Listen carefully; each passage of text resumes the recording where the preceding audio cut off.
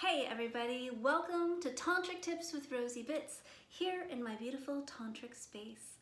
This week we are talking about a very hot topic, which is how to have a vaginal orgasm. Dun, dun, dun, dun, dun, dun. Please like and subscribe if you're interested in what I'm doing. Then you can get all the juicy bits all the time. So talking about juicy bits, let's get on to vaginal orgasms. This is a mystery and sometimes the bane of existence for many women. There are a lot of women out there who are feeling like they are broken, like they have failed, like something is wrong with them because they are not feeling orgasms inside their vaginas. Okay, let's clear that shit up. Number one, if you are having pleasure during sex, during masturbation, you're winning. You are winning, my friend.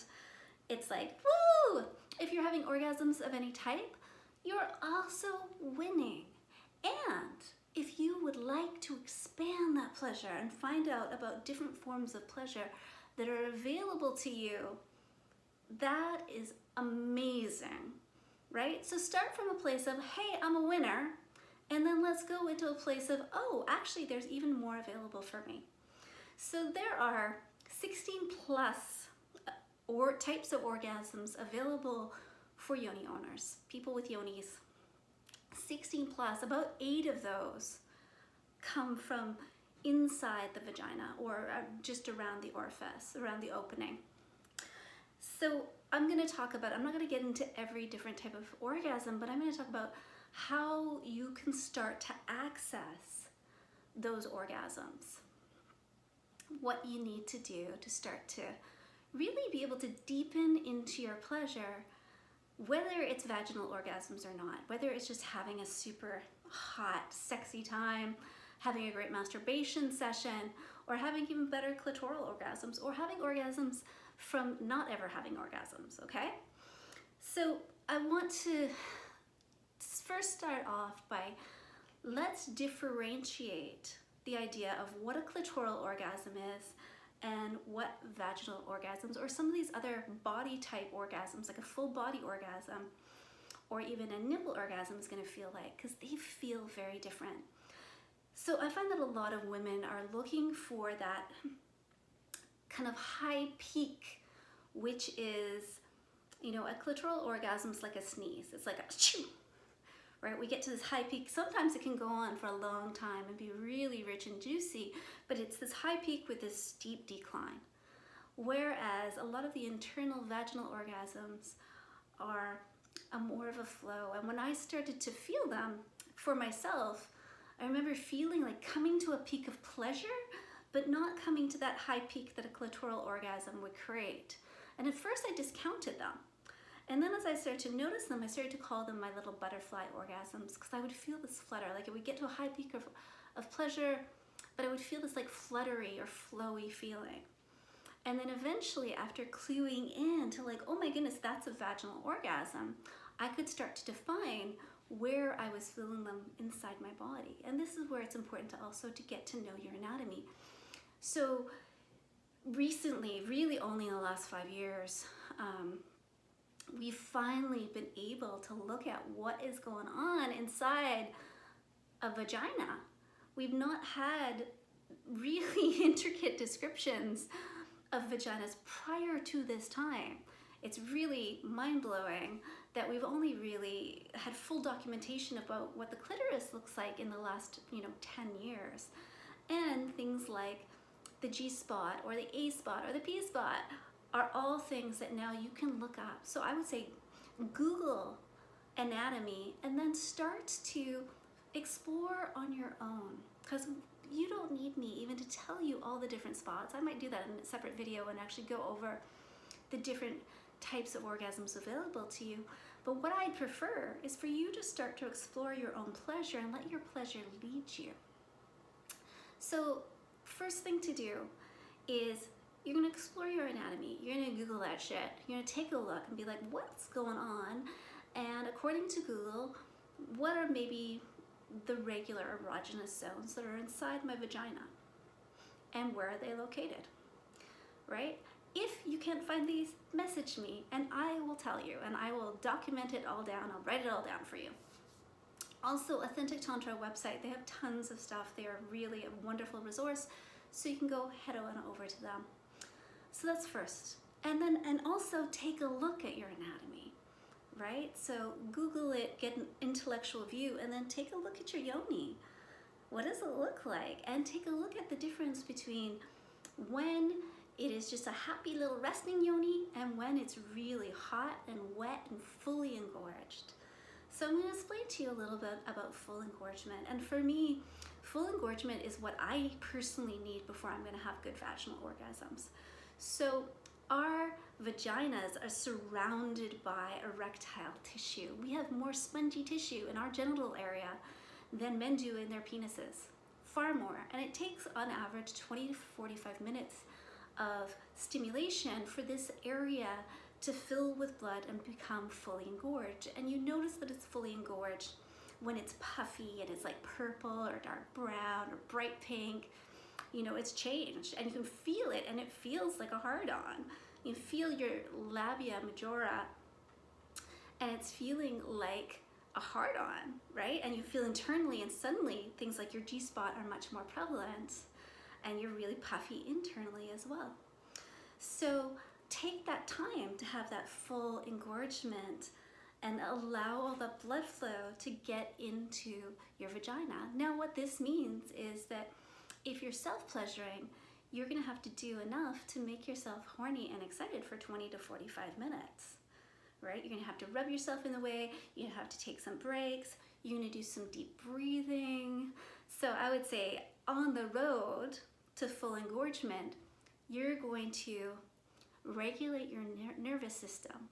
You're gonna make sure that you're calm and relaxed, that you've set up your beautiful tantric space, that the lights are low and dim, that you are comfortable, warm, you feel safe, that your senses are enlivened, right? And then you're gonna have explore yourself or with a partner in a slow and gentle build of way where you're just letting your pleasure lead the way, right? And then when you get to that space where you're in full engorgement, I would say that's the time to go internal and start to explore your pleasure inside your yoni, either by yourself or with a partner. And you can either use a toy or use your fingers. I would say for this exploration, don't use vibrating toys. Vibrating toys tend to really numb our bodies. This is like, we want to really heighten our pleasure and really be aware of the pleasure available to us. So we want to get off using vibrating toys. So you're going to then go internal and start to explore. And you're going to let the pleasure guide you. And what you're going to notice for is peaks of pleasure rather than that height, that orgasm, what you're expecting, and then the decrease. So you're going to explore and you're going to be like, oh, I'm feeling good. And you're going to have open mouth breathing. My good friend and colleague and mentor, Davy Ward, when I was going to do this video, she was said, hey, open mouth breathing and making sounds. And I was like, yes, amen. So you're going to be exploring that like engorged, juicy yoni of yours, or somebody else will be doing it for you. And you're going to breathe with your mouth open.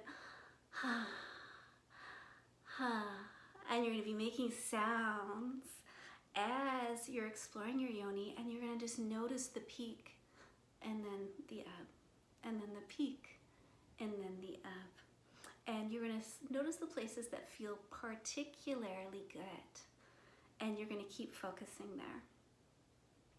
So as you're noticing that peak and that ebb, that first time, it's just going to feel good. Maybe you're not going to feel like you've had an orgasm, but after you do this a number of times, you're going to feel the difference, and you will feel the fullness of that orgasm. The other thing you can do if you want to really get in there, and if you're having a real challenge and you're feeling a lot of blocks to that internal exploration, or you're feeling some numbness, what you can do is stimulate another part of your body that feels really good. So for a lot of people, that's the clitoris, while stimulating internally, which will often lead to a blended orgasm. And you can feel the difference between like, I'm just stimulating my clitoris right now. What does that feel like in orgasm? What does it feel like to stimulate my clitoris and then also stimulate internally? Now I'm going to take the clitoris away. What does it feel like to stimulate just internally and get to that peak of pleasure? With that focus, using your breath to continue that pleasure, that and letting that sound come out, you're going to start to notice that your peaks of pleasure are going to get higher, and I would say wider. I don't know if that's going to make sense to everybody, but there is a depth to having vaginal orgasms, and it really depends on where they're from. Like, I find there's a spot deep underneath our cervix called the P spot, or the posterior vortex. That spot is like it's going to bring emotional stuff up for me. It is a deep orgasm. It will often trigger also a uterine orgasm or cervical orgasm for me. A lot of people find that on the A spot, which is the anterior fornix. I find a lighter but really like juicy orgasm is by stimulating my perineum just inside the vaginal opening. So a lot of people also stimulate their urethra and find they get deep orgasms from that.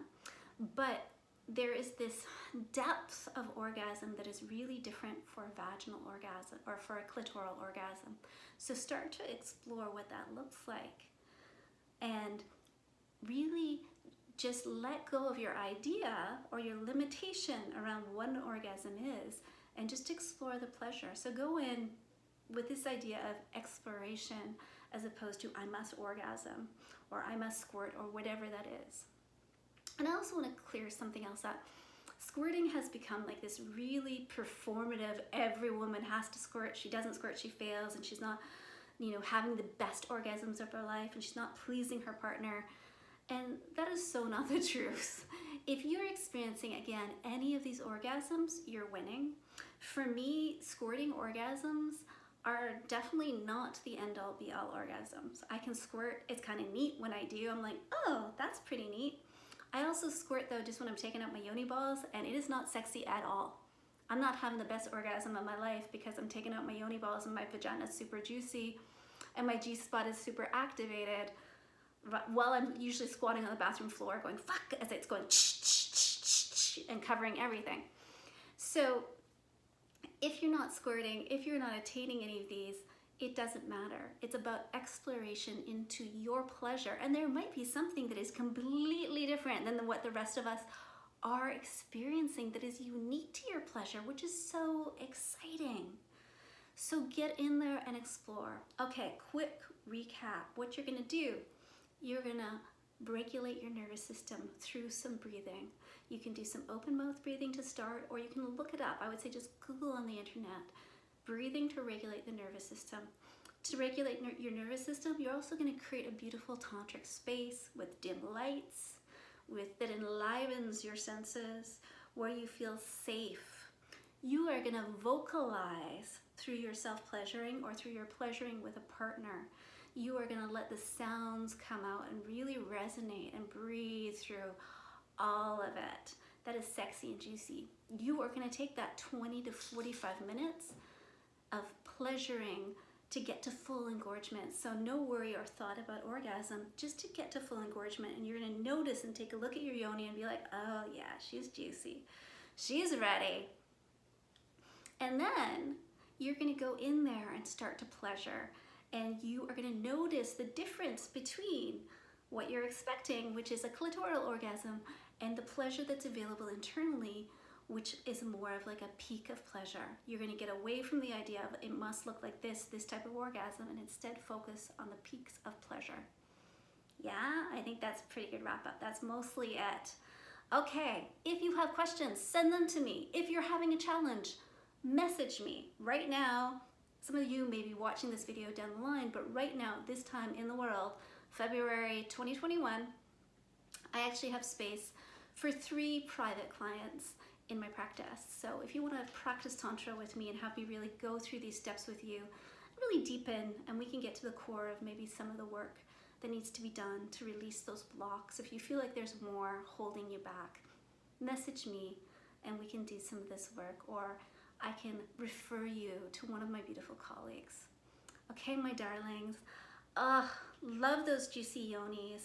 I wish you all the orgasms, the gentle butterfly ones, the sneeze ones, the long, juicy, full ones that last for minutes and hours. I've had orgasms that go on literally for hours. I wish all of that to you. I'll see you next week.